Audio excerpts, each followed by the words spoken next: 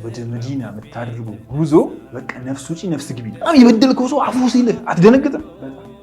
ያን ነገር ተናገረኝ እንጂ በቅጣኝ እንጂ እኛ የቀልባችን የመድረቁ መድረቅ ሴልፊ ትነሳለህ። እዛ ጋር ገብተህ እንዳመጣ ልጅ ምናምን ሲል 90 በየትኛው ሳብጀክት ኧረ በሁሉ በጣም ነው በቃ የተለየ ፎንቃ ነው ያለኝ። አንድ ላጤ ሆኜ ከፊታቸው አልቆም የሚል እኛ ነበረኝ። የሚያናደው ግን ነገ 10 ሳንቲም ይዘህ ትመጣና ሰርቀህም ቢሆን ከወንጀሉ ብዛት ከአባ ተሰወረበት ብዙ ነገር አለ። እዛ ጋር ስንጥቅ ነው የሚለው ልብህ። ወላሂ እኔ በቃ የሆነ ልቤ ፊልም ማድረግ ያቆመን ይመስለኝ። አስበው አንዳንድ ሰው ለምንድን ነው መዲና ሲገባ ሰላም የሚሰማኝ ይላሉ። ለእኔም ጥያቄ ሆኖብኝ ነበር። ተመስጬ ከአባ ልፈልገው ይችላል ቤት ውስጥ ምናምን ሰው ምን ሆኗል እስኪለኝ ድረስ ብቅ ብለህ ፊት ለፊት ኪስዋውን የካዕባን ልብስ ስታይ ታውቀዋለህ አይደል? በልጅነት ቤት ውስጥ በቃ ሸብረቅ ይሁን እግርህ ምናምን ይዝላል። ወላሂ እኔ ወድቄ ነበረ። በቃ እንዲህ ጉልበት ከዳኝ። ግርታ ውስጥ ነው የምትገባው። እውነት ነው እንዴ? ራስን ቆምጠጥ ታደርጋለህ አንዳንዴ ነቃ ለማድረግ ወላሂ። እና መጠጋት ያስፈራል። ረውዳው ጋር ትሄድና መሄድን ትፈልጋለህ ማለት መቅረብ ትፈልጋለህ እሳቸውን አሰ ሙስሊም። ከዛ ደግሞ ምን ብዬ ነው የምቀርባቸው? እንዳሻው አይራመድም ሚከጅል መጠጋዳጆ ጥፋቱን ጉያው ሸሽጎ እንደምን አለይኩም ወራህመቱላሂ ወበረካቱ። ቻናላችን ቤተሰቦች እንዴት ናችሁልን? ዛሬ በአዲስ ፕሮግራም መጥተናል። ይህ ፕሮግራማችን እንግዲህ የኡምራ ማስታወሻ ነው። በዚህ ፕሮግራማችን ኡምራ ደርሰው የመጡ ወንድም እህቶቻችን እንግዳ እያደረግን እያቀረብን ከነሱ ጋር አብረን በመናብ ኡምራ እናደርጋለን፣ ጧፍ እናደርጋለን፣ መስጂድ ነበዊን እንዘይራለን እና አንድ ላይ በመናብ የምንጓዝበት ፕሮግራም ነው። የዛሬ እንግዳዬ በሶሻል ሚዲያ ላይ በርካታ ተጽዕኖ እየፈጠረ የሚገኝ ወጣት ነው።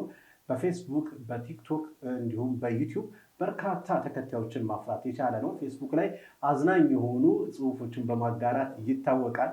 እንዲሁም ደግሞ በበጎ አድራጎቱ እጅግ በጣም ትልቅ ስራ የሚሰራ ወንድም ነው። ጓደኞቹን በማስተባበር እንግዲህ ቁርአን እጥረት ያለባቸው አካባቢ ቁርአን በመሰብሰብ ወደ ክፍለ ሀገር ይሄድ እንግዲህ ቁርአንን በማዳረስ ይታወቃል። ይህ እንግዲህ አባስ በያን ይባላል። አባስ እንኳን ደህና መጣህ። እንኳን ደህና ቆያችሁ። ደስ ብሎኛል። እንግዲህ የሆነ ፎርማል አረፍኩት አይደለ? በጣም እኔ ስሜን እስክጠራው ድረስ ጨነቀኝ። ማንን ነው እያስተዋወቀ ያለው? አንድ ከጎኔ ሰው የለም። ለማቀር ማንተዋወቅ ነው በጣም ወንድም ነን። እኔና አባስ እንግዲህ ከአባስ ጋር ዛሬ በጣም ደስ የሚል ቆይታ እናደርጋለን ብዬ አስባለሁ። አንድ ላይ በመናብ እንግዲህ ኡምራ እናደርጋለን ኢንሻአላህ። ከዛ በተጨማሪም ሌሎችን ጉዳዮችን እናነሳሳለን። ከዛ በፊት ግን አባስ ማን ነው? የተወለደ የታደገ የሚለውን የልጅነትን ጊዜ የተወሰነ እናንሳ። ሐቂቃ ከሚገባው በላይ አስተዋወቅኝ።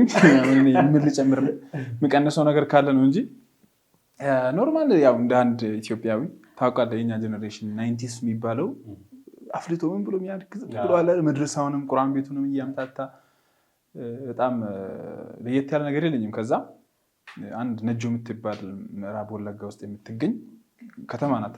በእርግጥ ገጠር አይደለችም። እንደዛ አይነት ከተማ ላይ ነው የተወለድኩት። በጣም ኔቸር የበለጸገች በጣም በቃ ደስ አሁን እስቲል ሂጄ ብኖርባት ምናምን ከአዲስ አበባውን ዛህማውን ግርግሩ ምናምን ከሰው መራራቁ ምናምን ሳይ ሂጄ በኖርኩባት ብዬ የሚመኛት ከተማ ላይ ተወልጄ ልጅነቴን እዛው ያሳለፍኩ እንደ ኖርማል ትምህርት ቤት ላይ ገብቼ እየፎረፍኩ ምን እያልኩ ከአስተማሪ ጋር የተጣላው መድረሳም እንደዛው ባይዘኝ መድረሳ ላይ በጣም ተንኮለኛ ነበርኩ። ተንኮል ባይዘኝ ሐፊዝ በቃ ዛሬ ከፍተኛ አሁን ላይ ለሚያቀሰው ተረጋግቼ ነው ጊዜው እና በጣም አስቸጋሪ ሰው ነበርኩኝ። እና ግን በዛው ልክ ደግሞ ትምህርት ቤት ላይ ትኩረት አልሰጠም፣ ግን ጥሩ ውጤት ከሚያመጡት ልጆች ውስጥ ነኝ። መድረሳ ላይ ግን ቀድሞ የሚያከትሙት ቀድሞ ኪታቦችን የሚጨርሱት ከነዛ ውስጥ ነኝ። በዛ የተነሳ ኡስታዝ አያባረኝም ምናምን በቃ በዱላ ነው አስተካክለዋለሁ ብሎ ይዛቸዋለህ። በጣም አዎ፣ ሐታ ቀነጥፍቼ ሳያስቀራኝ በወረፋይ ባሳልፍ ማታ ከ11 ሰዓት በኋላ እስከ መግሪብ ባለችው ሰዓት ያስቀረኛል። በቃ ከመሐባው የተነሳ ማለት ነው ኡስታዝ ብዙ ጊዜ። እና በዛ ሁኔታ ምናምን የተወሰኑ የመድረሳ ላይ ፎችን አሳለፈን ምናምን እያልን ትምህርት እንትን አለ ዩኒቨርሲቲ ምናምን ሞክረን ሳየው ደግሞ ልክ እንደ ድሮ ነው ሁኔታ። ለትምህርት የሚመጥን ሰው አይደለም፣ መሆን ሰው አይደለም፣ የትምህርት ሰው አይደለም። ግን ቀለም ላይ ጎበዝ እንደሆንክ ነው የማውቀው። እንደዛ ነው። ፕላስ ከወለጋ አካባቢ የሚመጡ በርካታ ሰዎች የቀለም ትምህርት ላይ በጣም ጀግና እንደሆኑ አውቃለሁ። በጣም እኛ የወለጋ ልጆች በጣም በቃ ይሄ ቤት ነው ውጤታቸው ምናምን ማድረግ ላይ ትደነግጣለህ። እንዲህ ምናምን ነው የምትለው። ፕላስ የገጠር ደግሞ ሲሆኑ ማለት ነው እዛ ከተማ ላይ ትልልቅ ትምህርት ቤቶች አሉና ከገጠር መጥተው እዛ ይማራሉ። እና ምን አይነት እንትን አግኝቶ ነው ትላቸዋለህ? ሬፈረንስ ክታብ ሳይኖራቸው ሬፈረንስ ቡክ ሳይኖራቸው ምናምን መጥቶ ይሰቅላሉ ከተማ ላይ እና ግራ ነው የሚገባው። ኤ+ ምናምን ያመጣል ነው። እኔ እንኳን እንደዛ አይነት ሰው አልነበርኩም፣ ግን ይሄ ሜንታሊቲ የተፈተፈ ሰው ነው። ተፍተፍ የሚባል ነገር አለ እና ዩኒቨርሲቲ እኮ 3 ሴሜስተር ተምሬ አንድ ዓመት ከግማሽ ተምሬ ግማሽ ሳልጨርስ በቃ እኔ ነው ምናምን በቃ ፋሚሊ ምናምን ምን ይለኛል ብዬ 5 ዓመት እንዴት እቀመጣለሁ ካምፓስ ውስጥ የሚል ነገር እንትና አመዘነብኝና ነው እንደ ቤተሰብ ብዙ ጉድለቶች ያሉብን ቀለል ካለ ፋሚሊ ምናምን ስትወለድ ብዙ ክፍተቶች ይታዩዋል። ትምህርት ብሎ በዚህ ዘመን ካምፓስ ላይ 12ን ጨርሶ ድጋሚ 5-6 ዓመት ማባከኑ እንደ ማባከን ነው ያየሁት ያኔ አዛታይ ማለት ነው። ካሉት ክፍተቶች አንጻር ነው ፋዘር አፉ በለኝ ምናምን አልኩትና ወደ መርካቶ ግን በዚህ አጋጣሚ ያው የቀለም ትምህርት ጥሩ አይደለም እያለን አይደለም፣ ግን እንደየሰው ይለያያል። በቀለም ትምህርት ሰክሰስ የሚያደርጋለ ልክ እንደዚሁ ደግሞ በተፍተፍ በስራ በንግድ ምናምን ነገር ደግሞ የሚሰቅሉ ሰዎች አሉ። መንግስትም በነገራችን ላይ የኔን እንትን ተከትሏል። አሁን እኮ እየጣለ ነው ያለው 90%። ምክንያቱም ሄዶ ከተማሩ እንትን ካሉ በኋላ አገሪቷ እንትን ማድረግ አልቻለችም፣ ሃንድል ማድረግ አልቻለችም የተማረውን። ስለዚህ ለምሳሌ አንድ ሰው ዩኒቨርሲቲ ተመርቆ ወጥቶ ምን ብለው ከሊስትሮ ጀምሮ ስራ መስራት ይከብደዋል እኮ። ቴንዝ ላይ ምናምን አቋርጦ ከዛ ከጀመረ ትልቅ እንትን ሊደርስ ይችላል። ገብቷል። አንዳንዱ ደግሞ በጣም ትልቅ ተጽዕኖ ፈጣሪ በትምህርት ውጤታማ ምናምን ሊሆን ይችላል። ሁሉም ግን በአንድ ፍሎ ላይ ፍሰስ ማለት ጀነሬሽኑን በጣም ያቀነጭረዋል። ልክ አይሆንም። እንደውም የዘንድሮ 12 ተፈታኞች ሙድ እየተያዘባቸው ነበር። 127 እያወጡ ቴሌ ብር እየተባሉ ነው። ስንት አመጣ ልጅ ምናምን ሲሉ 90 በየትኛው ሳብጀክት? ኧረ በሁሉ አቡበር የዘንድሮ 12ኛ ክፍል ተፈታኝ በጣም እንግዲህ ያየነውን ነው እና በጣም አዝቂ ነገሮች እየተመለከተ ነበር። ግን ያው ኢንሻአላህ የተለያየ ታለንት እኮ አላህ ይሰጠናል።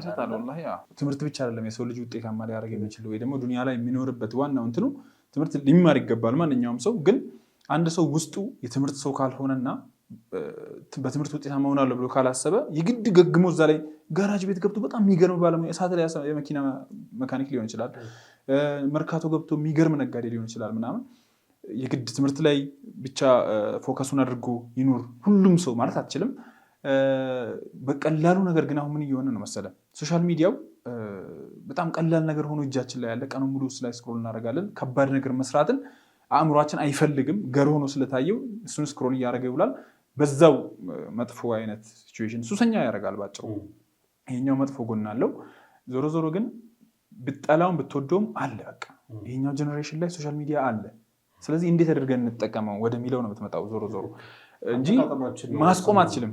ማስቆም አትችልም። እኔ እንደ ግል ሶሻል ሚዲያ ላይ ብዙ ወንድሞችን አግኝቻለሁ። በቃ በአካል አግኝተው ሳያውቅ ስለአንተ የሚጨነቅ ሰው ታገኛለህ።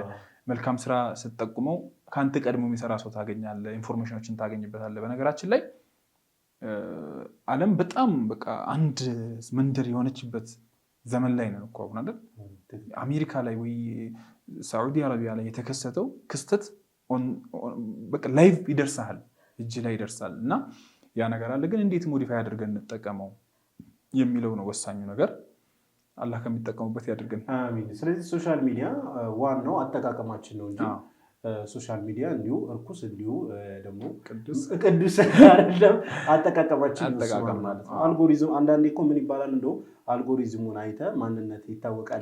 አሴ ሙስሊም ያ አንድ ነጋዴ ከንግዴ ጋር እንዴት ይወዳል ሚዲያው? አሴ ሙስሊም እንደ እስልምናዬ ብዙ ጊዜ ፈሳዶች ቫይራል የመውጣት ቻንስ አላቸው አይደል? ይተቻሉም ይታያሉ። በነገራችን ላይ ቴክኖሎጂን ቀድሞ ለመጠቀም ዝግጁ መሆን አለብን። ካልሆን ጥሎን ይሄድና ከኋላ ጭራ እንሆናለን። በነገራችን ላይ ታይፕራይተር ሙስሊሞች ናቸው የፈጠሩት ይባላል። ለቁርአን ብሎ ተጨንቆ ተጠቦ ነው የሰራው ታይፕራይተርን ለመጀመሪያ ጊዜ የፈጠረው። በጊዜ ብላሉት ዑለማዎች ሲያቀርብ ግን በጣም ነው ያወገዙት። ይሄ እና ሊላሂ እንዴት የቁርአን ክብር ማውረድ ምናምን ብሎ ሲያስደነግጡት ማሽኑን ተዋ። ዩሮፖች ወሰዷትና ታይፕራይተርን እዛ ሞዲፋይ አድርገው በእንግሊዝኛ በራሳቸው አመቻቹት። አሁን ከነሱ የተዋሱ እንጠቀምበታለን ኪታቦቻችንን እንትን ለማድረግ እና አንዳንዴ ወደኋላ ያስቀራል ፈጥነህ አለመጠቀምህም። ትክክል። ቀድማ ለማሰብ ቀደም ማለት አለብን። አሁን ጊዜው ቴክኖሎጂው በጣም የቴክኖሎጂ ጊዜ ነው። ሶሻል ሚዲያን በአግባቡ መጠቀም አለብን። ሁሉ ነገር ሶሻል ሚዲያችን ላይ ያለና ቢዝነስም እየሆነ ነው። አሁን ላይ በርካታ ሰዎች ህይወታቸውንም እየቀየሩበት ይገኛል በዚህ በሶሻል ሚዲያ። እንዲሁም ትምህርትም እያገኙበት ቀጥታ ኦንላይን ትምህርቶች ምናምን በርካታ ነገሮች አሉ።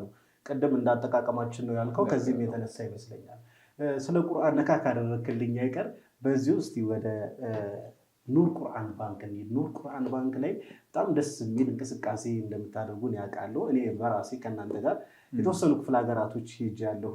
ከአንተ ጋር ቦንጋ፣ ከፋ፣ በጣም በርካታ አፋር፣ ወሎ ደግሞ ሙሉ አንድ ላይ ዞረናል እና በጣም ደስ የሚል ቢሞሪ ነበር፣ ደስ የሚል ትዝታ ነበረኝ። እስቲ ስለ ኑር ቁርአን የተወሰነ ኑር ቁርአን ሐቂቃ አንዳንድ ሰው የደወሉ ምንድን ነው የምታስተምሩት ይሉናል። እኛ እናስተምርም፣ ቶሎ መረጃውን ጣል አድርግ ብዬ ነው። ምንድን ነው ቅድም እንደነገርኩህ ነው።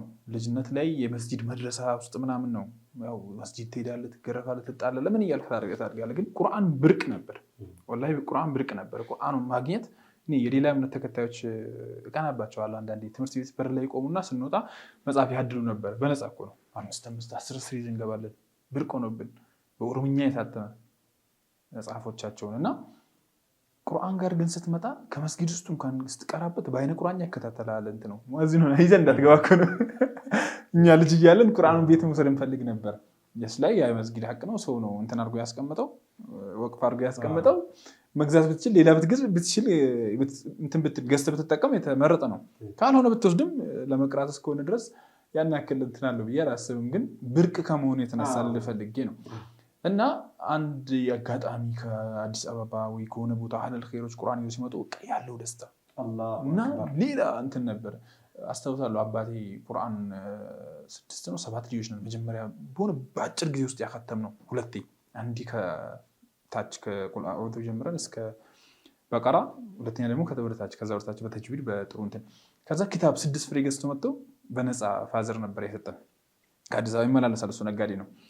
ያችን ኪታብ ሲያገኙ ወንድ ጓደኞች እንዴት እንደሆኑ ራሱ አስታውሳለሁ። በቃ ኪታቦችን ለመጀመር ስናስብ እና ብርቅ ነበረ እና ያ ነገር በዚህ ጀኔሬሽን ላይ እንዳለ በአጋጣሚዎች አየን። ስቲል አለ ያ ነገር።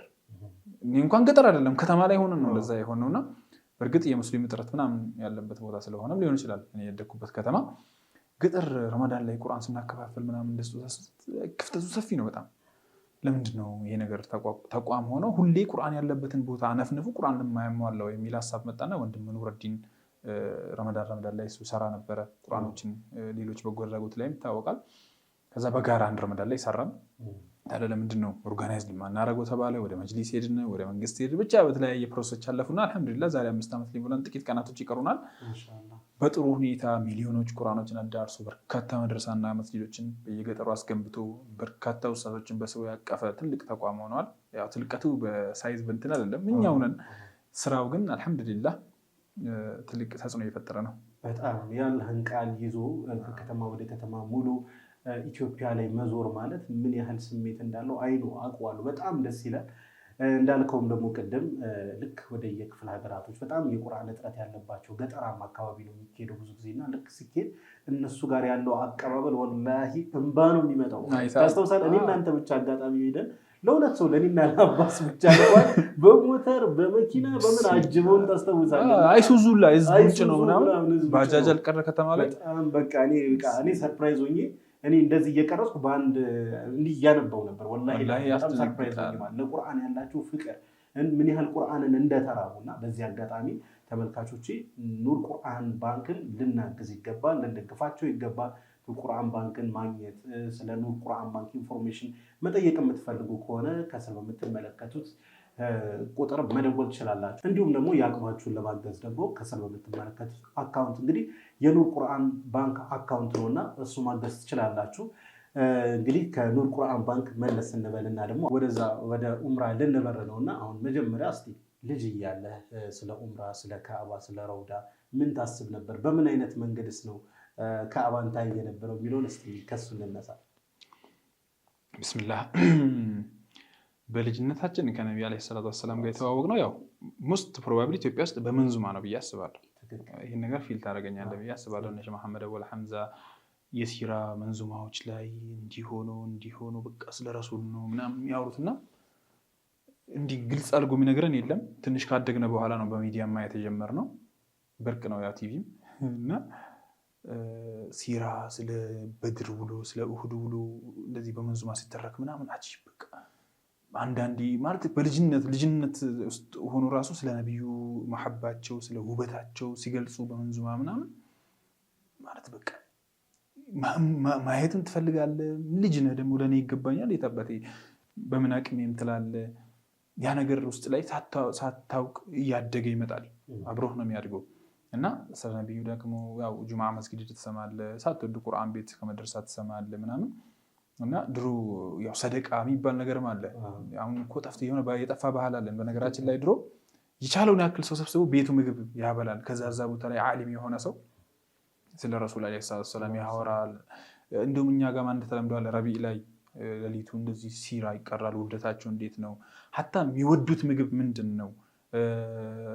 ምን አይነት አለባበስ ነው የሚመቻቸው? ነጭ ልብስ እንዴት ሱና እንደሆነ፣ አረንጓዴ ልብስ ጋር ምን አይነት ሪሌሽን ግንኙነት እንዳለቸው አጋጣሚ በቃ በእንደዚህ አይነት አጋጣሚዎች ነው ያደግነው። እና ሲራ ጋር ለየት ያለ እንትን አለኝ ሪሌሽን። በጣም ነው የምወደው ሲራ። በነገራችን ላይ ከእስላሚክ የትምህርት ዘርፍ አሁን ሰው የተለያዩ ነገሮችን ይናገራል፣ የተለያዩ ነገሮችን እንትን ክታብ። እኔ ሲራ በጣም ነው በቃ የተለየ ፎንቃ ነው ያለኝ ሲራ። በነገራችን ላይ ቁጭ ብሎ ሲራ ሰው ካወራ አፌን ከፍቼ ላዳምጠው እችላለሁ ቀኑን ሙሉ። እና ያው እንደዚህ እያልን አደግን በልጅነታችን። መች ነው የምናየው እያልን ምን አለ ባረገኝ ክንፍ ያላት አሞራ በርድ ባረኩኝ መካ ዚያራ፣ እንደዚህ እያልን ነው ያደግነው። አልሐምዱሊላህ ዛሬ ክንፍ ባናወጣም መዘየር በቃን።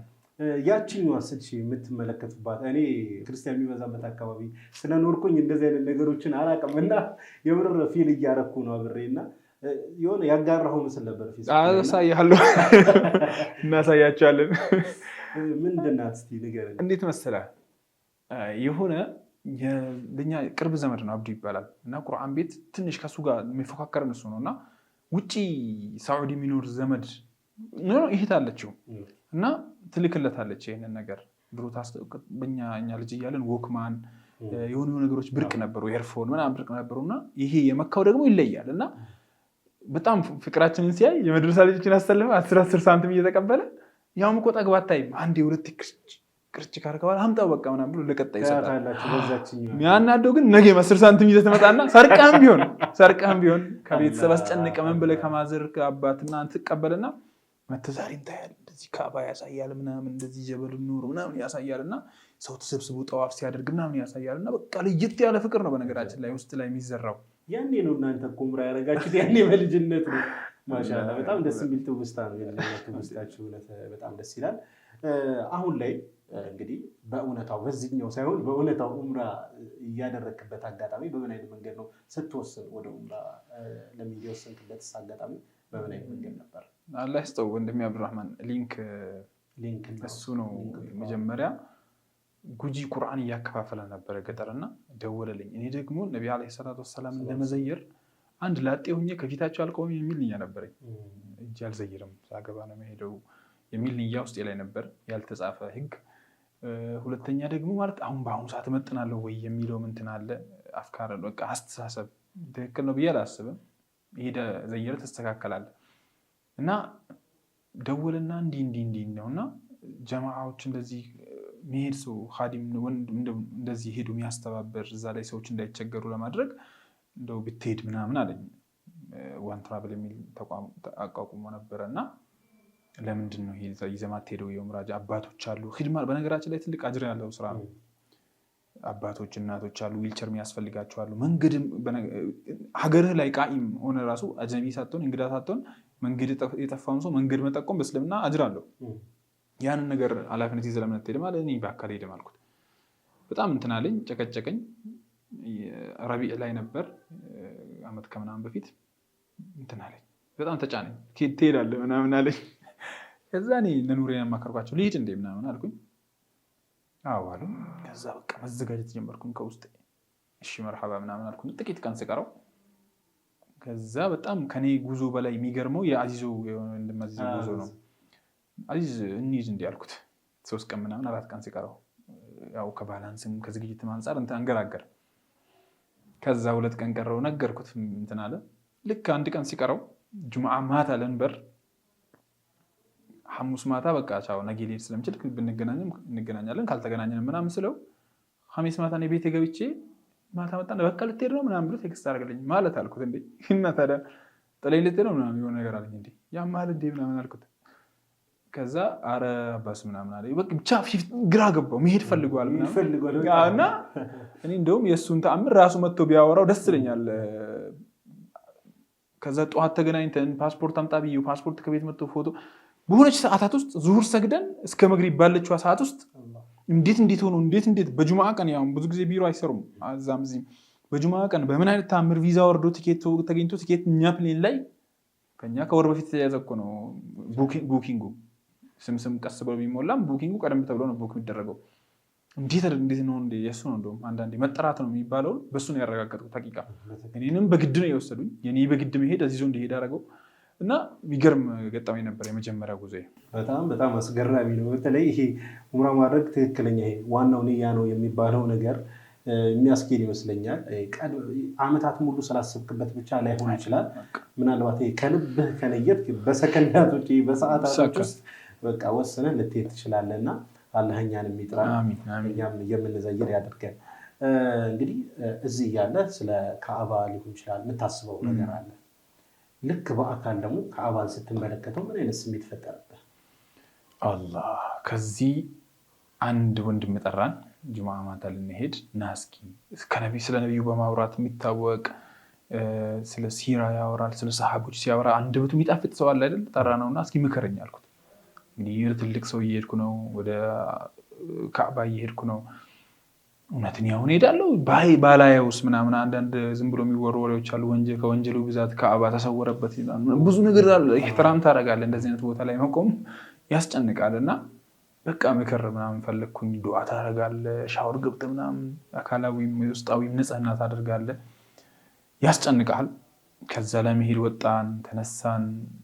ያው ኤርፖርት ገብተን ማታ እንደው እዛ ጋር ኢሚግሬሽን ቢመልሱልኝ እዛ ጋር የሚመታው ነገር ምናምን ያስጨንቃል። ባይዘው እስክታልፍ ድረስ አታም ነው። የመጀመሪያ ዙርህ ላይ በተለይ ዱባይ መሄድ ምናምን ቀላል ነው ትሄዳለህ እኮ። ይሄኛው ግን ይለያል። ከዛ ልክ አልፈ ፕሌኑ ጋር እዛ ጋር በቃ ቦርዲንግ ጨርስ ስትቀመጥ ነው በቃ ሊሄድ ነው እንደ ምናምን ትለው። ከዛ በኋላ ይሄ ጉርጉሮ መንዙማችን ሊሆን ይችላል ስለ ረሱል የሚያወሩትን ስለ ካዕባ የሚናገሩ ሐዲሶችን ሊሆን ይችላል። ብቻ ትልልቅ ሰዎች ምክር እያዳመጥክ ነው የምትሄደው። አየሩ እንደዛ ነው የሚያደርገው። ፕሌን ላይ ላይሰራልኝ ዩቲዩብ ምናምን ስለማይሰራ ሐታ አውርጄ ነው ማስቀምጠው ብዙ ጊዜ ሲሄድ። የዛን ቀን እንደዛ ነው ያደረኩት። ከዛ በቃ መዲና ስንሄድ ማታ ጁምዓውን እንትን ብለን ጅዳ ገብተን ጅዳ እናቶችን አባቶች ትልቅ ሰዎች ካድመን በባስ ወደ መዲና ደግሞ ተሳፈረን መኪና ላይ ወደ መዲና የምታደርጉ ጉዞ በቃ ነፍስ ውጪ ነፍስ ግቢ ናት። ማታ ሳንተኛ ነው የሄድ ነው ግን እንቅልፍ አይመጣም ማለት በቃ ከአሁን የሆነ ምልክት ባየ ቁጥር መዲና ገባን እንዴ ከአሁን መዲና ገባን ያስጨንቃል። በቃ ያስጨንቃል። ከአሁን ስለ መዲና አለ የተወራው በሐዲት በቁርአን አንሳሮች ሀገር ነው የምትሄደው። ረሱል ዓለይሂ ሰላቱ ወሰላም ከለላ ባጡበት ሰዓት ያስጠጓቸው ሰዎች ሀገር ነው የምትሄደው። የረሱል ክቡር ገላቸው ያረፈበት ቦታ ነው የምትሄደው። በጣም ትልቅ ነገር ነው። እኔ ስለ መዲና ቁርአን ላይ ሁላ ያ አዩሃ الذين آمنوا እያለ የወረደው ቁርአን በአጠቃላይ እናንተ ያመናችሁ ሰዎች ብሎ የወረደው ሙሉ በሙሉ በነገራችን ላይ መዲና ላይ ነው የወረደው።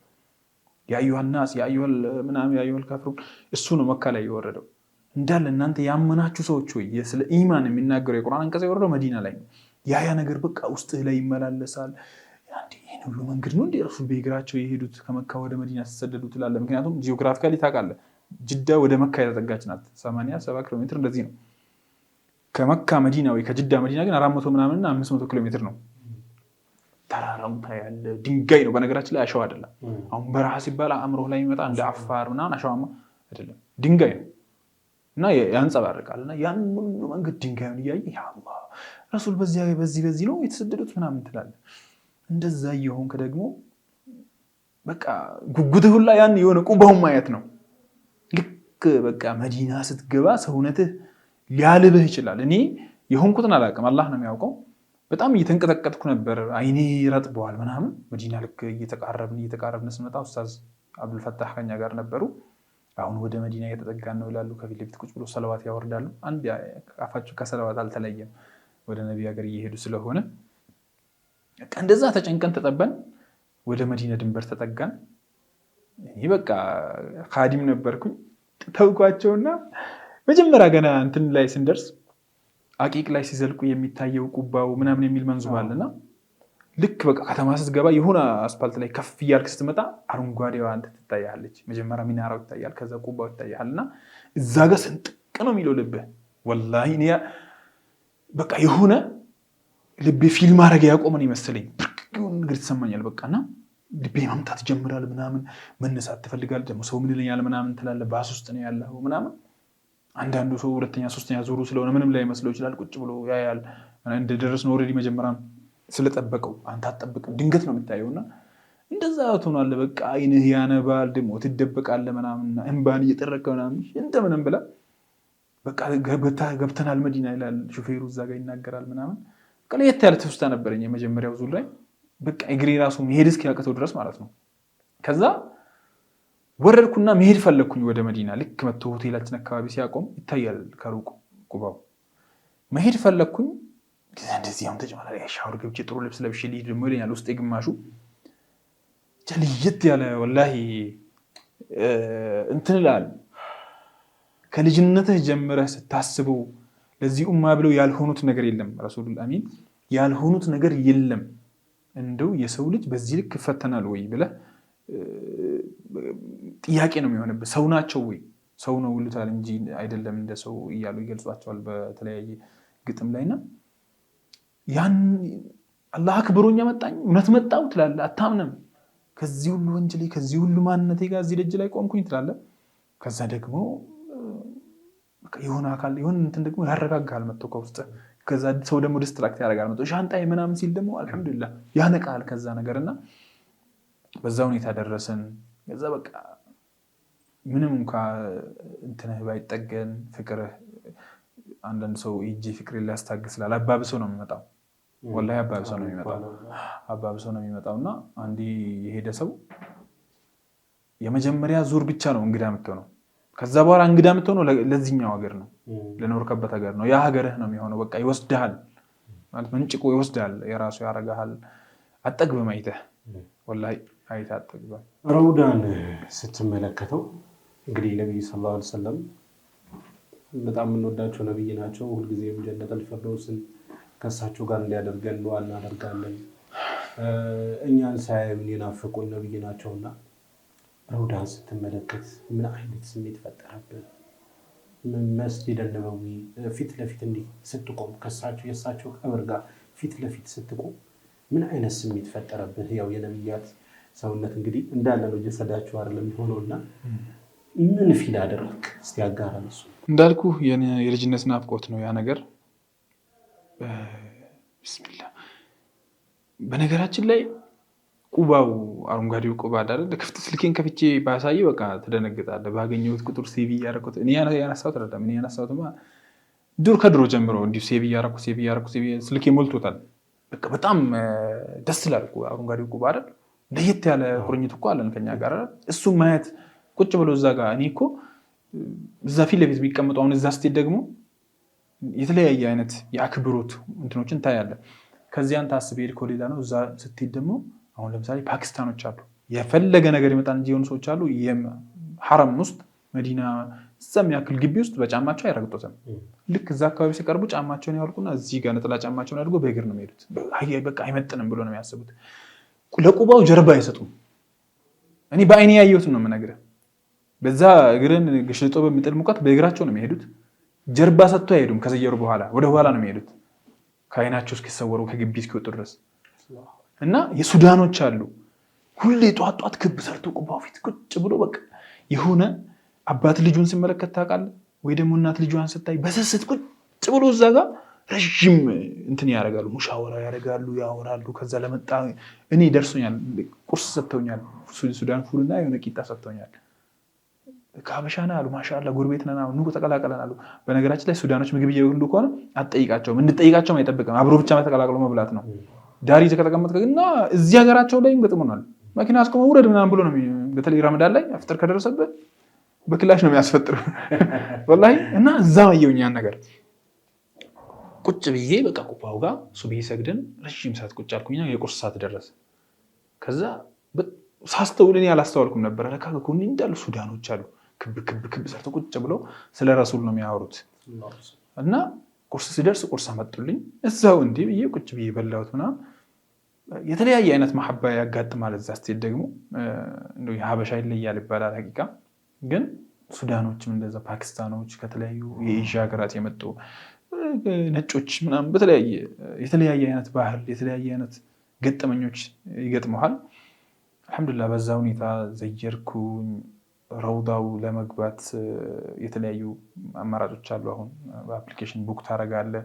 እኔ ለጀማዓን ቡክ ማድረግ ነበረብን። ቡክ ተደረገ። ያን ሁሉ ጀማዓ ይዘን ገባን። አስበው አንዳንድ ሰው ለምንድን ነው መዲና ሲገባ ሰላም የሚሰማኝ ይላሉ። ለእኔም ጥያቄ ሆኖብኝ ነበር። ሁለተኛና ሶስተኛ ዙር ላይ ነው መልሶ የተመለሰልኝ። ረሱል ምን አሉ? እዚህ ማበይነ ሚንበሪና ቤቴ መሀል ያለው ቦታ ረውደቱ ሚን ሪያድ ልጀና ነው ብለዋል። የጀነት ጨፌ ነው ብለዋል። የጀነት ጨፌ በቃ የጀነት ቁራጭ ነው እዛ ቦታ ያለው። ታዲያ ወደ ጀነት ተቃርበ እንዴት ነው ሰላም ማይሰማ? ገብተዋል? እንዴት ነው ሰላም ማይሰማ? እንዴት ነው ፊልም አታደርገው? ዱንያ ላይ ያለ ጀነት እኮ ነው። እኛ ረሱል በቃ ሰደቀ ረሱል አለ የተናገሩት እውነት ነው። ይሄ እንደ ጀነት ነው አይደለም፣ ጀነት ነው፣ የጀነት ጨፌ ነው ነው ያሉት። እና ያ ነገር ነው ኢምፓክት የሚፈጥረው የሰው ልጅ ላይ፣ ልብህን የሚያረጋጋው እዛ ቦታ እንድትቆይ የሚያደርግህ። አንተ ሀሩር ፀሐይ ኖረው እኮ ምንም አይሰማህም እኮ እዛ ቁጭ ማለት። ገብቶሃል? ቁጭ ብሎ የሚያድር ሰው እኮ አለ እዛ ግቢ ውስጥ። እና ያው እንግዲህ ስትገባ ደግሞ ይነዝርሃል። ለምን መሰለህ? ራስን ታውቀዋለህ እንጂ ለባብሰን ምን ብለን ሚዲያ ላይ ስንወጣ ደህና ሰው እንመስላለን እንጂ ሙስሊም ፈራኢዶቹን እንኳን ምን ያክል ፈርዶች እስላሚክ ዋጅባቶች ላይ እንኳን ምን ያክል ደካማ እንደሆን እናውቃለን እኮ አይደል? አንድ አስበው ለቤተሰብ ለአባት ወይ ለእናት የሆነ ነገር ቃል ገብተህላት ቃሏን አክብለህ ከፊቷ መቆም አይጨንቅም? ረሱል ከዛ ሁሉ ጭንቀት ጋር ከዛ ሁሉ መከራ ጋር የሰጡንን አማና ምን ያክል ጠብቀነዋል? ታዲያ ምን ብለህ ነው ደረትህን ነፍተህ ከፊታቸው የምትሄደው? ያስጨንቃል በጣም። እና መጠጋት ያስፈራል። ረውዳው ጋር ትሄድና መሄድን ትፈልጋለህ ማለት መቅረብ ትፈልጋለህ እሳቸውን አሴ ሙስሊም። ከዛ ደግሞ ምን ብዬ ነው የምቀርባቸው? እኔ እዚህ ጋር ሰላት እንኳን የማጎድል ዋጅቡን እንኳን ያልጠበቅኩ እንኳን ሱናቸውን ሀይል አድርግ ይቅርና መንገዳቸው ላይ ልኖር ይቅርና ትእዛዛቸውን እንኳን ያልጠበቅኩ ሰው ነኝ አይደል? እና ምን ብዬ ነው የሚሄደው የሚለው ስሜት ደግሞ ይመጣብሃል። በቃ የተለያየ አይነት ስሜት ይወራሃል። ከዛ ግን በቃ ራስን ደግሞ ታሳምናለህ። ነው አባስ ሌላ አጋጣሚ ላታገኝ ትችላለህ። ይቆጭሃል በኋላ ምናምን ትላለህ። ረውዳው ለመግባት በጣም ፍትጊያ ውስጥህ ላይ ብዙ ስሜቶች ይመላለሳሉ። ብዙ ሀሳቦች ቀልብህ ላይ ይመላለሳሉ። ከዛ ግን በቃ አይቀርም ለማየት ትገባለህ። ረውዳው ላይ ትሰግዳለህ። የሚያነባው ያነባል፣ ዝም የሚለው ዝም ይላል። ለመሰለ ወንጀለኛ ስትሆን አንድ ትልቅ ዓሊም ናቸው። በጣም ብዙ ዓመት አስቸጋሪ አይነት ሰው ነበሩ ይባላል። እና በኋላ ላይ ወደ ተውበት ካረጉ በኋላ ቸውን የሚደርስ ዕልም የለም በጊዜያቸው። እና ሐጅ ላይ አረፋ ላይ ቆሙና ይባላል ሰው ሐጅ የአረፋ ቀን ታውቃለህ አይደል? ሰው እንዴት እዛ አረፋ ተራራ ላይ ቆሙ ዱዓ እንደሚያደርግ ምን ብሎ ነው ዱዓ የሚያደርጉት ብሎ ሰሃቡ ማነው ሙስሊሙ ይጠብቃቸዋል አሉ። ሱፊያን አሰውሪ ናቸው ካልተሳሳትኩኝ። ከዛ እዛ ቆሙና አሉ ምንም አልተናገሩም። ሰው ይከታተላቸዋል ዱዓ እያደረገ ምን እያደረገ። ልክ ቀኑን ሙሉ ነው እዛ ፀሐይ እስክትገባ ድረስ ነው እዛ የምትቆየው የአረፋ ቀን። አልሐጁ አረፋ ብለዋል ረሱል። ሐጅ ማለት አረፋ መቆም ነው። አረፋ ላይ ያልቆመ ሰው ምንም ነገር ቢያደርግ ሐጅ የለውም፣ ቀጣይ ዓመት ነው የሚደግመው፣ ከፋራም የለውም። ያ ረቢ ያላሉ ትምረኝና ታሳፍረኛለህ ማለት አንተ እኮ ትምረኝና ታሳፍረኛለህ። ይህ ስሜት ውስጥ ይጋባል። አላህ አስቡ፣ በጣም የበደልከው ሰው አፉ ሲልህ አትደነግጥም? ያን ነገር ተናገረኝ እንጂ በቅጣኝ እንጂ ያ ስሜት ይሰማሃል። እና اللهم صل على سيدنا محمد ነብያችንም ጋር ስትሄድ ያ ነገር ነው ያለው። እሳቸው ጣጣ የለባቸውም። በነገራችን ላይ የነብዩን ሐቅ የሚያጎድል ሰው ስሜታዊ ሆኖ የሚሳደብ ሰው አለ። እንዲህ ታደርጋለህ አላህን አትፈራም ቢነበባልና ዱንያ ላይ አንድ ወንድም ይምላል ተው ረሱል እሱን አፉ ብለውት ያሳፍረዋል። ለሳቸው ብለህ ስትከላ ኡማቸው ረህማ ናቸው። እሳቸው እንትን የላቸውም፣ ግልዛ ቁጣ የላቸውም። ህይወታቸው ላይ በቃ ረህመት በረህመት ነው። ገብቷል? ለሐይዋንም ለሰው ልጅም እኩል እኔ እንደዚህ አይነት ሰው እኔ እንዴት አድርጎ ነው የፈጠራቸው አላህ ትላለና የዚህን ሰው አማና አግዱለህ ቃል በልተህ ትእዛዝ ጥሰህ ምን ብለህ ከፊታችሁ ሄደህ ስትቆም ዘና ብለህ አይከብድም ወይ? በጣም ይጨንቃልና እኔ አንዳንድ ጊዜ ወላሂ አላህ እንደው ወንጀላችን ላይ ጥንካሬ ሰጥቶን ነው እዛ ጋር የምንቆመው እንጂ አያስቆምም ነገራችንና እንደዛ ስሜት እየተሰማ ገብተህ ምን ብለህ ትወጣለህ? እኛ የቀልባችን የመድረቅ ሴልፊ ትነሳለህ እዛ ጋር ገብተህ ያው ስሜት ደግሞ ረስታ ምንም አይመሳ እንትን አይለንም ቀልባችን ላይ እና ሴልፊ ተነስተም ትወጣለህ። አላህ ሲልህ ደግሞ አልሐምዱሊላህ በዛ ሁኔታ ዘየረን ሁሌ አዲስ ነው። ማሻአላህ የእውነት በጣም በስሜት አስጉዘህናል። ወላሂ ላዝም እኔ እዛው ቦታ ሆኜ ወላሂ ፊል እያደረኩት ነበር። አሁን እኔ አውቀዋለሁ ራሴ ምን አይነት ወንጀለኛ እንደሆንኩኝ። እንዳልከው እንዲህ ለባብሰን ሰው ፊት ስንቆም ምናምን ነገር ጤነኛ ሰው እንመስላለን፣ ግን አይደለም፣ እንደዛ አይደለም። እና በዚህ ሁኔታዬ ነብዩ ሰለላሁ ዐለይሂ ወሰለም ፊት ለፊት መቆም ማለት እጅግ በጣም ከባድ ነው እና ያሳምማል። እንግዲህ ሰው ነን፣ የሰው ልጅ ተሳሳች ነው አይደል? ትልቁ ቁም ነገር ወደ አላህ መመለስ ነው። ጊዜም ወደ አላህ እየተመለስን የነብዩ ሰለላሁ ዐለይሂ ወሰለም ደግሞ ሀገር የምንጎበኝ መዲናን የምንጎበኝ አላህ ያደርገን። ያልጎበኘ ነው የምንጎበኝ ያድርገን። እንደናንተ የጎበኘው ደግሞ ያው ናፍቆት እየዋሳል። አላህ ይመላልሰን። እንዴት ነው ጨው ያለበት ምግብ ሲበላ ውሃ ጥም እንደሚበዛበት ሰው ልክ እንደዛ አንድ የቀመሰ ሰው ተደጋጋሚ ነው። ከባድ እኮ ነው። አሪሳላ አይተህ ነው ያደግከው አይደል? ሄደ እሁድ ተራራ ላይ ስትቆም እኮ እነ ሙስዓብ የተሰዉበት እነ ሐምዛ አስበው፣ ያቺን ሲን ሐምዛ የተሰዋበትን ሲን እነ ሐንዘላ ፊዳ የሆኑበት ሜዳ ላይ ሄደ ስትቆም በድር የተከናወነበት ነገር ምናምን ረሱል እኮ እዚህ መንገድ ላይ ተመላልሷል ትላለህ። ቆም ብለታይና እዛ ጋር የአቡበክር መስጂድ አለ፣ የዓሊ መስጂድ አለ።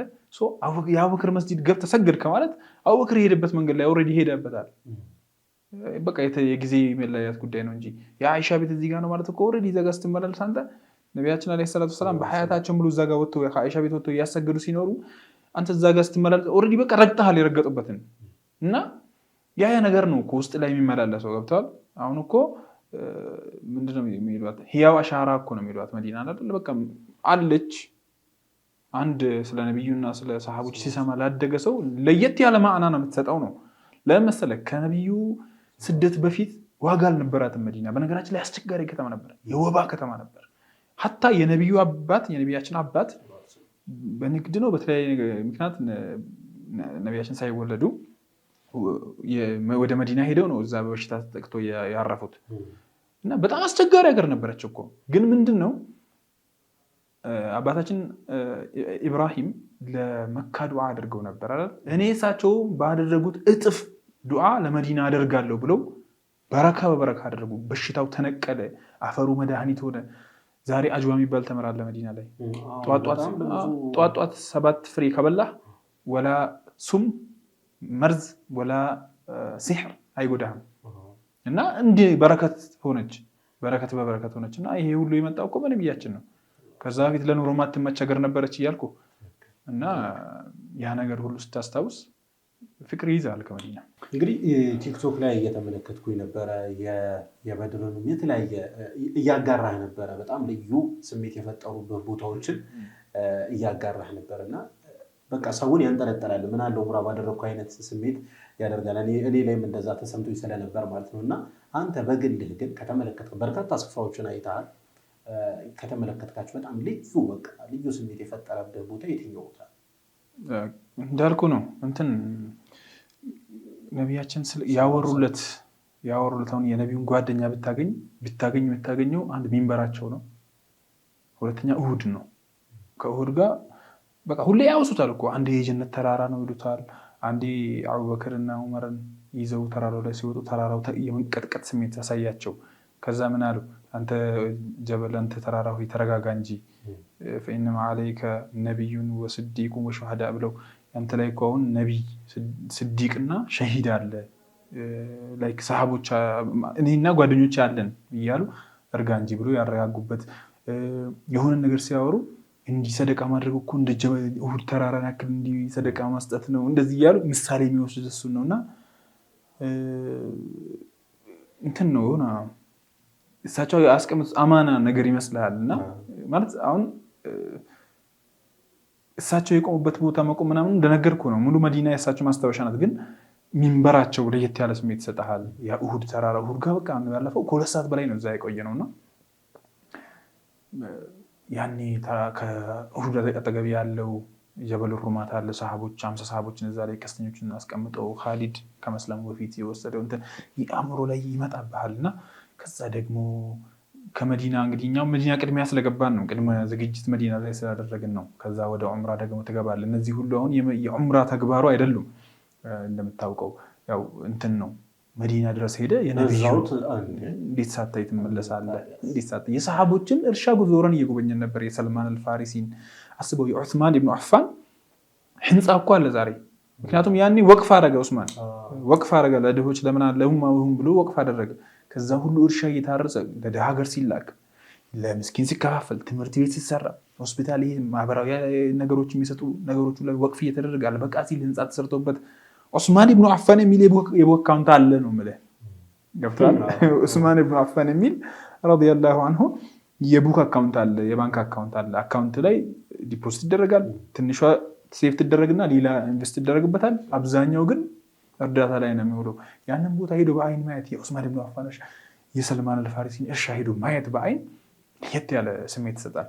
ወሬ ብቻ አይደለም፣ በተግባር ሂደህ ስታየው ይህን ብዕር እኮ ይህንን ጉድጓድ እንትና ናቸው ያስቆፈሩት ሲባል እኔ የሆነች ምን ነበር የሚባለው ብዕር ገርስ የሚባል አለ። መድኃኒት ናት ይላሉ ረሱል። እንደውም ሐዲሱ ደካማ ነው ደዒፍ ይላሉ ከፊል ዑለማዎች እንጂ የጀነት ምንጭ ነው ይባላል። ሄጄ አይቼዋለሁ በዓይኔ፣ ውሃውንም ጠጥቼዋለሁ።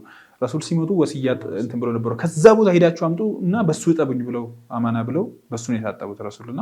እንደዛ አይነት ነገሮችን ሄደህ ስታይ እምነትህ ይጠነክራል። ምንም እንኳን እስልምና ላይ ሸክ ባይኖረንም የሆነ እንደዚህ አሁን ነቢዩላህ ኢብራሂም ምንድን ነው ያሉት? እንዴት ነው ሞት የምትቀሰቀሰው ያ ረቢ ብሎ ጠይቀው የለ? ነቢዩላህ ኢብራሂም እኮ በጣም የአማኞች አባት የአንቢያዎች አባት ናቸው እኮ። ግን የሆነ ሰኪና ያገኛለብህ እና እነዛ ነው ለየት ያለ ስሜት ይፈጥርባል። እያንዳንዱ ቦታ ይለያያል። እያንዳንዱ ስፍራ ማበላለጥ እስኪከብድ ድረስ ሁሉም ስፍራዎች የተለየ ስሜት ሊሰጥ ይችላሉ። ካሊድ ብን ወሊድ አሁን ጀግና ተዋጊ ነው አይደለ? ስለሱ ስሰማ የእጅ ፀጉር ሁላ እንትን ይላልና እሱ ሲዋጋበት የነበረበት ቦታ አስቡ። ነብዩ ሰለላሁ ዐለይሂ ወሰለም ደግሞ እሳቸው ከፊት ሆኖ ሲመሩ፣ በጣም በሚያሳዝን ሁኔታ ደግሞ ሐምዛ የተሰዋበት መስዋዕቱ ብቻ ሳይሆን ደግሞ ኩላሊቱ እስከ መውጣት ድረስ ማለት ነው። እሱን የተመለከትኩ እንዲህ ፊት ለፊትና እንዲህ ተስለዋለህ እዚህ ጋር ሐምዛ እዚህ ጋር ምናምን እያልክ እንዲሁም ደግሞ ካሊድ ከመስለሙ በፊት ደግሞ ዞሮ ያጠቃበት ስፍራ ነው። ፊልም ሆኖ አእምሮ ላይ ይመጣል እንዳለ። በጣም የሚገርም ነው። አላህ ሱብሓነሁ ወተዓላ እንግዲህ ይወፍቀን ማለት ነው። በጣም ደስ ይላል። እንግዲህ መዲና ላይ ደስ የሚል ቆይታ አድርገናል። በጣም ስሜት የሚይዙ ናቸው፣ እንባን የሚያመጡ ናቸው። በምናባችን በጣም ስለነዋል። አብረንህ ከአንተ ጋር እንግዲህ ረውዳውን ተመልክተናል። መስጂደን ነበዊን አይተናል፣ ቁባውን አይተናል፣ ተመልክተናል። እና አላህ በእውኑ እንግዲህ የሚያስጉዘን ያደርገን። አሁን ደግሞ እስቲ ከመዲና ደግሞ ወደ መካ እንሂድ። እስቲ እዛ የነበረውን የተወሰነ ነገር እስቲ አስቃኝ። እንግዲህ ቅድም እንዳወራ ነው መዲና የናፍቆት የፍቅር አገር ነው። የረሱሉላህ ፍቅር የምታይበት፣ የሰሃቦችን ህይወት የምታይበት። ልክ ከዛ ወጥተህ ወደ መካ ስትሄድ ያን ሁሉ መንገድ ስታይ ቅድም እንዳልኩ ነው። ከመካ እሳቸው ወደ መዲና ተሰደዱ። ያንን መንገድ ነው በመኪና የምትሄደው። 500 ኪሎ ሜትር ነው ያ ሁሉ መንገድ። ደግሞ እንዳሁኑ በአስፋልት አይደለም፣ በአስፋልት ነው 500 ኪሎ ሜትሩ። እሳቸው እንዴት ሆኖ እንደሄዱ ሀታ ከመካ ሲሰደዱ እኮ ረሱል ቀጥታ ወደ መዲና አልሄዱም። ወደ መዲና እንዲህ የሚያስኬድ ከሆነ እሳቸው መጀመሪያ እንዲህ ነው የሄዱት ከአቡበከር ጋር። ምክንያቱም ለታክቲካቸው ውስጥ አንዱ ነበርና ወደ መዲና እንደሚሰደዱ ስለሚያውቁ ጠላቶቻቸው ቀጥታ ይከተሏቸው ነበር። አሁን ግን ወዴት ነው ሄደው የሚለውን ነገር ግራ ለማጋባት ወደኋላ ነበረ ሄደው ጀበሉ ሰውር ወይም ሰውር ላይ የተደበቁት ከአቡበከር ጋርና ያ ሁሉ መንገድ እሳቸው እንዴት መጡት ምናምን እያልክ ደግሞ ተፈኩር እያደረክ ትሄድና እኛ ቀን ነበረ ጉዞ የጀመርነው። ማታ ላይ መካ ገባን። በነገራችን ላይ ገና ከጅዳ ወጥተህ ሃይዌይ ላይ ሆነ ነው። አሁን ክሎክ ታወር ስለሚታየ ልብ በቃ እንትን እያለ ይመጣል፣ እየታፈነ ይመጣል። ድሮ አጠገቡ ደርሰህ ነው የምታየው። አሁን ግን ከሩቅ የቱ ጋር ወዴት እየሄድክ እንዳለ ምልክት ታያለህ። ቢያንስ ክሎክ ታወር በጣም ረዥም እንትን ነው። ሌላ ከተማ ላይ ሆነ ታየዋለህ። እና በቃ ምሽት ነበር። ክሎክ ታወር ላይ ይታያል። ከመቼ ነው እንደርሰው እያል ለበይክ አላሁመ እያልክ ትሄዳለህ።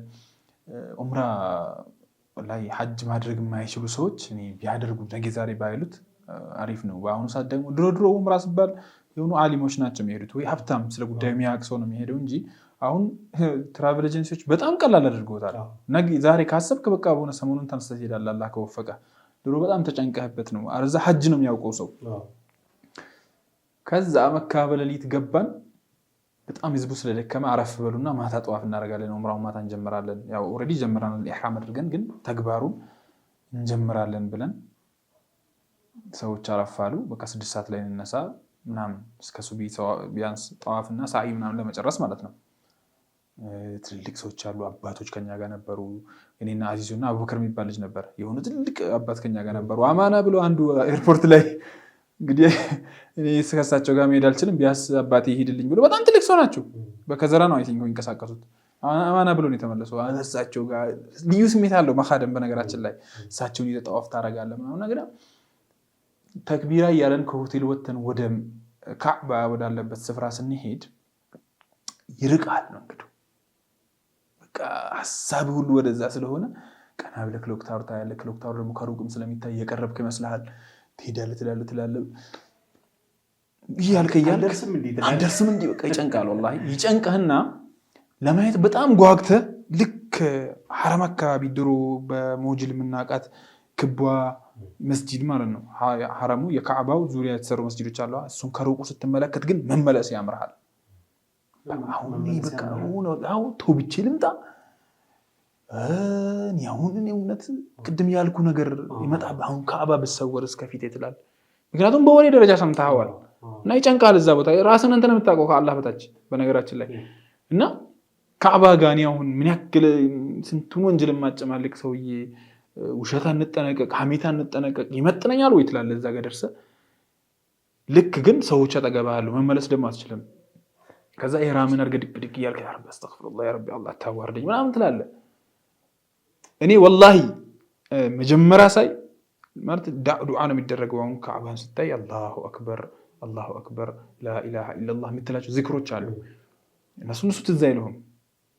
እኔ ልክ መጀመሪያ ከሆነ ኮሎኖች ማለት እንዲህ ብቅ ብለህ ፊት ለፊት ኪስዋውን የካዕባን ልብስ ስታይ ታውቋለህ አይደል? በልጅነት ቤት ውስጥ በቃ ሸብረቅ ይሁን እግርህ ምናምን ይዝላል። ወላሂ እኔ ወድቄ ነበረ። በቃ እንዲህ ሆነ ጉልበት ከዳኝ። ከዛ ግን አጠገቤ ሰዎች አሉ። ኧረ አባስ ምን ጠንቀር በል ምናምን ራስህን እንትን ትላለህ። የሆነም ወደኋላ ተመልሼ ሆነ እንደ አዲስ ብመጣስ ምናምን ትላለህ። በጣም ያወዛግብሃል። ግን የአላህ እዝነት ነው። ግን ያው ያቆመን ሁላችንንም እና ያ ረብ አታዋርደኝ እያልክ በውስጥ ዱዓ እያረክ እንደምንም ብለህ ከፊት ቀና ብለህ ማየትም ይከብድሃል። የመጀመሪያ ሲሆን እንጃ ምን እንደምታስብ ራሱ አታውቅም። ኸያል ውስጥ የሆነ ግርታ ውስጥ ነው የምትገባው። እውነት ነው። ራስን ቆንጠጥ ታደርጋለህ አንዳንዴ ነቃ ለማድረግ። ወላሂ የምር ነው አባት እዚህ መተህ ነው ምናምን መሀል ላይ ራስን ነካ አድርገህ ቼክ ታደርገዋለህ። የሆነ በመርፌ ምናምን መውጋት ያምራል። ራስን ቀና በል ምናምን አላ። ከዛ በቃ እንደምንም ብዬ አባስ ምናምን ታስወግር። ራስህን አንዳንዴ ታጀግናለህ እንጂ አትቆምም ይችላል። በቃ እግሬ ልጠላለፍ እርስ በራሱ ወላሂ መሄድ ነው ያቃተኝ። እዛች መስጂድ መሀል ወደ ካዕባ የምታስወጣዋ ሀጃ ይላል። እዛ ጋር ድምፁ ርብሻው ዛሕማው አለ። በነገራችን ላይ መዲና ያ ነገር የለም። መካ በጣም ግርግር ነው። የመጀመሪያ ጊዜ የሄድኩበት ኮንስትራክሽኑ አላለቅም ነበር። የሆነ ቦታ ላይ ይጮሃል ምናምን። እዛ መሀል ሆነ ግን አስተው ህልም ውስጥ ያለ ይመስላል። እንደዛ አይነት ሪያሊቲ እያየህ እንደዛ ግርግር ውስጥ ሆነ አታምንም። አጠገብህ ሰው እያየህ ግን አታምንም። ከዛ በቃ እንደምንም ብለህ ንቃ ምናምን በቃ ደርሰሃል ልክ ነህ ምናምን ትላለህ። አጠገብ ሰው ካለ አልሐምዱሊላህ በቃ ወደ ተግባር ምናምን ብቻህን ከሆንክ ትንሽ ልትቆይም ትችላለህ። ከዛ እንደምንም ሆነ ራስን አንዴ ካጀገንክ በኋላ ወደ ስራ ነው የምትገባው። ካዕባ ስታይ የነ እስማዒል የነ ኢብራሂም ገድል ትዝ ይልሃል። ቁረይሾች የቱ ጋር ነው ቁጭ ብሎ ነብዩ ላይ ሲያሴሩ የነበሩት ምናምን ትላለህ። እዛ አካባቢ ነው ያ ሁሉ እንትን ስደት።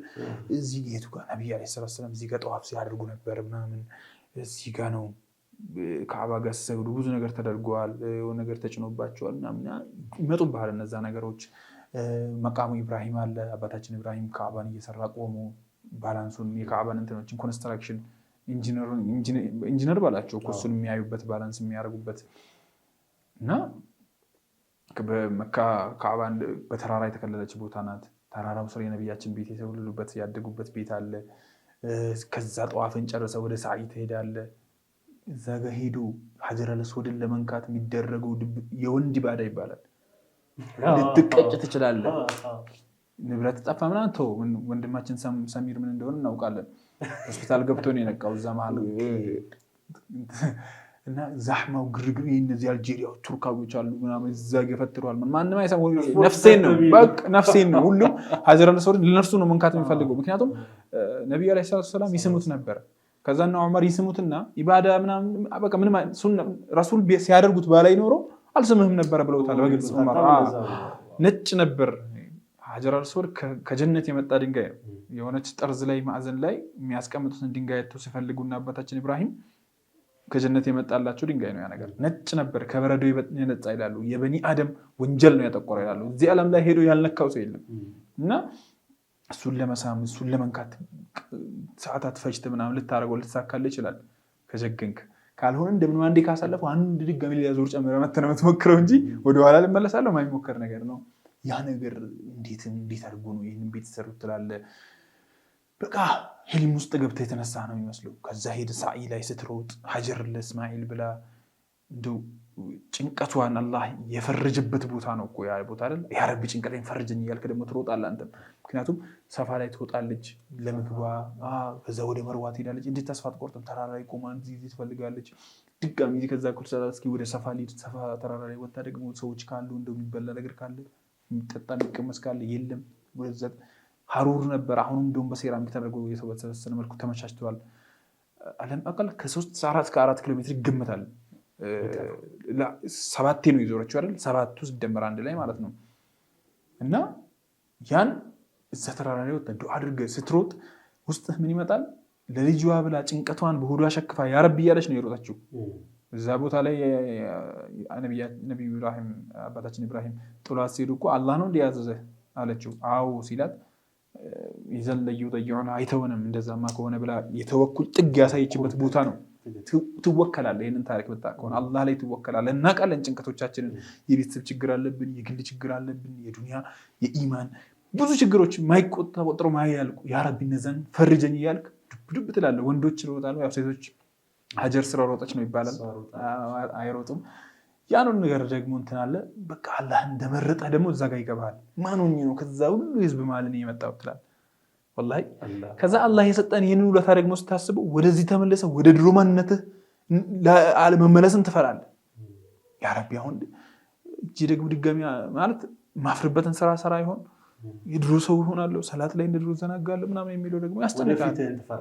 ወደፊትህ ትፈራለህ። ያ ረቢ አትመልሰኝ ወደ ድሮ ማንነት ትላለህ። ብቻ በጣም ለየት ያለ ቆይታ ነው እዛ ላይ የምታሳልፈውና አላህ ይወፍቃችሁ። አንድ ቀን ኢንሻአላህ ሰብሰብ ብለን አብረን እጅግ በጣም የሚገርም ቆይታ ነው። እኔ በምናቤ ወላሂ በቃ ሁሉን ነገር እንድስለው ምስል ከስተያልኛል ባጭሩና ማሻአላህ በጣም ደስ የሚል ቆይታ ነው ያደረከው። እኔም አብሬ ካንተ ጋር የሚገርም ቆይታ ነው ያደረኩትና አሁን ወደ መጨረሻ አካባቢ እያነሳህልኝ ነበረ እንደው ከዚህ በኋላ ወደ ወንጀል ይመለስ ይሆን ምናምን የሚል ጥያቄዎች ይፈጠሩብሃል እያልከኝ ነበረና እነዚህን ሁሉ ሂደቶች ጨረስክ። መዲና ሄድክ፣ ዘየርክ፣ ካዕባን እንደዚህ ሁሉም ነገር በቃ ጨረሰ። ወደ ኢትዮጵያ ልትመጣ ስትል ምን አይነት ስሜት ፈጠረ? መጀመሪያ ሳይት ጨርስና ሄደ ፀጉርን ስትላጭ የሆነ ወንጀል የረገፈ ነው የሚመስለው። በነገራችን ላይ ፀጉሬን ልላጭም ብዬ ነበረ ሁለተኛ ሲሄድ በቃ ማለት የመጀመሪያውን ተላጭ ያለ አሁን ቢቀንስ በቂ ነው። ምክንያቱም መቀነስም ይቻላል። ግን ረሱል አለይሂ ሰላቱ ወሰላም 4 ነው ያደረጉት። የሚላጩ ሰዎችን አላህ ይዘንላቸው ካሉ በኋላ የሚቀነሱትን ሳሉ ያው አላጭ ለሚላጩት አላህ ይዘንላቸው ለሚላጩት ይዘንላቸው 3 አረ ለሚቀነሱት ሲሉ ለሚቀነሱትም አሉ። ያኛው ዱዓ ማጣት አልፈልግምና እዛ ቦታ ላይ ስትሆን ስሜቱ ስለሚወስድ ያው እየሳሳላህም ፀጉሬ እንትን እያልክም ትላጨዋለህ ታነሳዋለህ። ወላሂ ከዚህ ያልላጭም ብለህ እና የሆነ ወንጀል የረገፈ ይመስላል። ከዛ ያን ሁሉ ጨረሰ መካን ትጎበኛለህ። እሁድ አለ እቅራ የተባለበት አሁን ቅድም ያልኩ ከአቡበክር ሆኖ የተደበቁበት ዋሻ አለ። ስንት ነገር አለ እንግዲህ ረሱል የተመላለሱበት መንገድ፣ ያደጉበት ቤት፣ አረፋ አለ፣ ሐጀተል ወዳ ረሱል የቆሙበት ስንትና ስንት ታሪክ። በነገራችን ላይ መካ እኔ ሁሉም ዑለማዎች ያው የተስማሙበት በብልጫዋ እዛ አንድ የሚሰገድ ስላት በ100,000 እንደሚባዛ መዲና ላይ በ1,000 ነው የሚባዛው። በጣም ብዙ ነገሮች አሉ የመካ። ያን ሁሉ ነገር ደግሞ የአላህን ትልቅነት መስክረ የኢብራሂም የአንቢያዎችን ታሪክ እኔ እንትን ጎብኝቻለሁ፣ እንትን አይቻለሁ። ጠይራን አባቢል የጀሃነም ድንጋይ ይዘመታ ወፎች አብርሃን ከአባን ለማፍረስ የሄዱትን ያጠቃችበትን ቦታ ሹፌራችን አሳየኝ። የሆነ ሹፌር ይሄ እኮ እንዲህ ቦታ ነው ብሎ የሆነ ትልቅ ቦታ አሳየኝ። የሆነ አባ ጣሊብ የተደበቁበት ከተራራው ጀርባ ሄደው አላህ ቤቱን ይጠብቅኛ የራሳችን ብለው አይደል ሄዱት ማለት እኔ እዛ ጋር ይገርመኛል። በነገራችን ላይ ያ ታሪክና የቁረይሾችን ብሬቭነት ያሳየኝ እንትን ነው።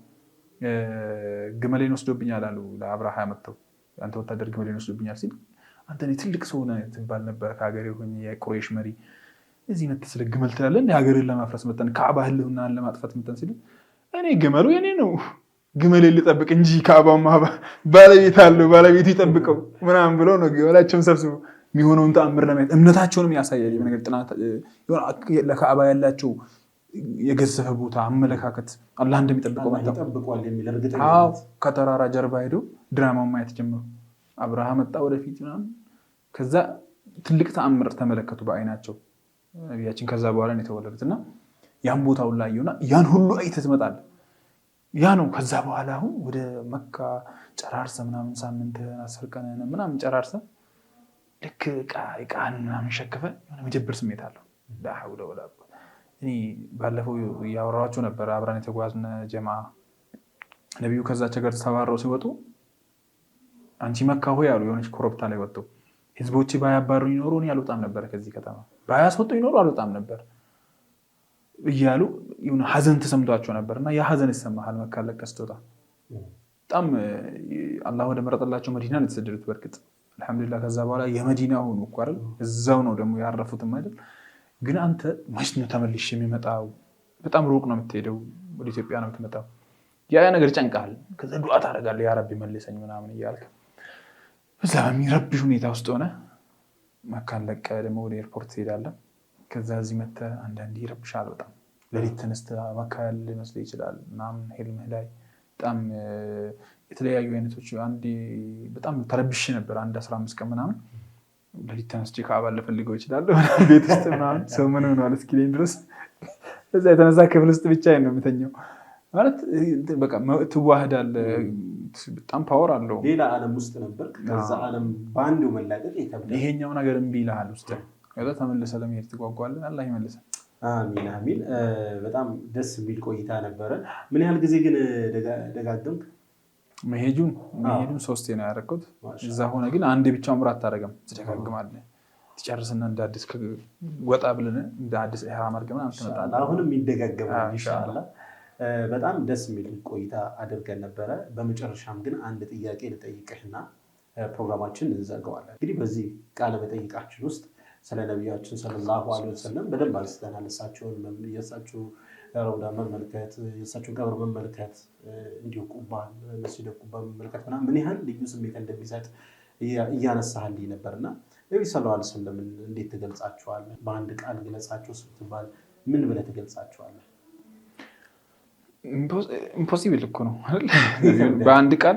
አላህ እንኳን ወኢነከ ለዐላ ኹሉቂን ዐዚም ብሎ በጣም በሚገርም ጅምላ የሆኑ ቃላቶችን ተጠቅሞ ነው የገለጻቸው። አንተ በእርግጥም በታላቅ ስነ ምግባር ላይ ነህ ብሎ አረብኛውን የሚያውቁ ሰዎች ሲፈስሩት ያስገርማል ያባባልና እሳቸውን መግለጽ ይከብዳል በአንድ ቃል ዘርዝረህ ማትጨርሰውም። ግን አንድ ቃል ይገልጻቸዋል። ማዕናውን ለሚረዳ ሰው ሙሐመዱን ረሱሉላህ የሚለው ዝግት ያደርገዋል ነገሩ። ሙሐመድ እኮ የአላህ መልእክተኛ ናቸው፣ የማንም አይደለም። ገብቶሃል? አዛን ሲባል ሙሐመዱን ረሱሉላህ እያልክ ሰላት ላይ በነገራችን ላይ አይሞላም። በቃ ታህተ ተሽሁድ ላይ ትለዋለህ። ምን ተሽሁድ ተህiyat ስትቀመጥ ትላለህ። እያንዳንዱ የህይወት እንትን ውስጥ አሉ አይደል? ስለዚህ በምንድነው የምትገልጻቸው? በዚህ ነው የምትገልጻቸው።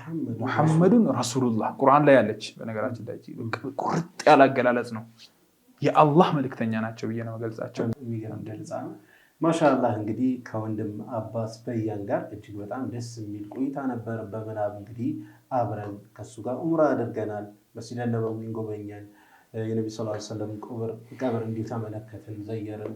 እንዲሁም ደግሞ ወደ መካ መተን ደግሞ ካዕባ፣ ሰፋ፣ መርዋ የተለያዩ ስፍራዎችን አንድ ላይ ሆነን እንግዲህ በምናብ ተጉዘን አንድ ላይ ኡምራ አድርገናል።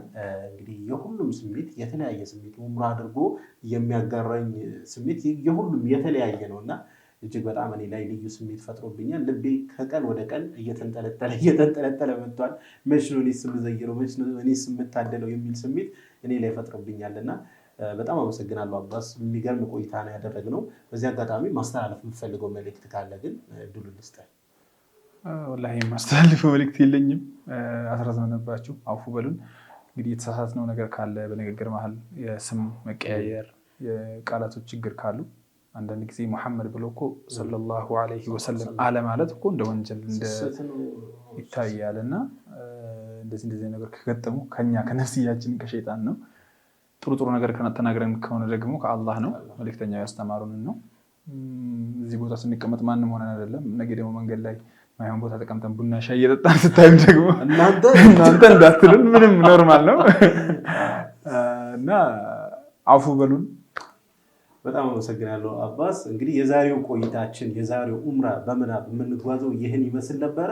ኢንሻአላህ በሌላ ፕሮግራም በሌላ እንግዳ የምንቀርብ ነው የሚሆነው። የዛሬውን እንደወደዳችሁት ተስፋ አደርጋለሁኝ።